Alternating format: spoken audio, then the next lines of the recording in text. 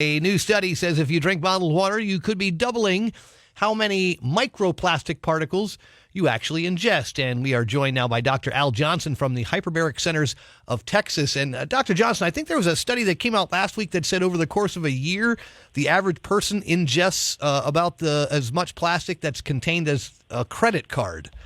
Had you seen that? Yes, I had. And we get small particles of plastic in all kinds of things that have been packaged in plastic. And right. The study that we were referring to came from Australia, where they were looking at bottled water, mainly in plastic, that would shed these small particles that you ingest when you drink the water or, wash food with it or so forth. Right. Yeah, I guess is there an answer to this, to move away from this? Is it to go back to glass? That's the answer. I've dealt with people with different sensitivities, toxic exposures for over 30 years, and the patients that really have problems with chemicals in the environment, I recommend they do use glass bottled water. Okay, that is the safest.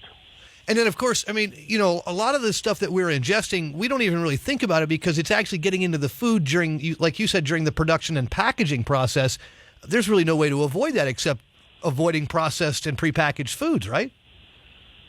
Exactly. And one of the biggest things, though, is when people microwave in the plastic containers.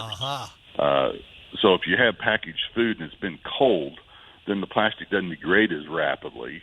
And you take it out, and then if you microwave or cook it, you cook it in glass or stainless steel cookware, and you avoid a lot of that. So That's my message: is glass bottled water, and don't microwave or heat things up in plastic.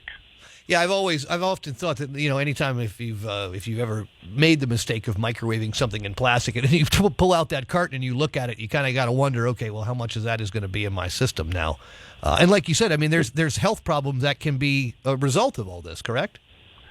Well, yes. They've known for a long time there's different chemicals in plastic that affect human health. Like they've taken BPA out of a lot of the plastics. Right. And so they've tried to make them safer. They're still working on it. We don't know the full effects of it. And when patients ask me, what's the safest thing to do, use glass is the message. There we go. My guest today from the Hyperbaric Centers of Texas, Dr. Al Johnson. And Doctor, thank you so much for your time this morning. We certainly appreciate it. And glass is probably going to cost a little bit more, but never spending a little bit more money is never too much to be on the safe side of things, for sure. You're welcome. Have a healthy day. You appreciate it. You do the same.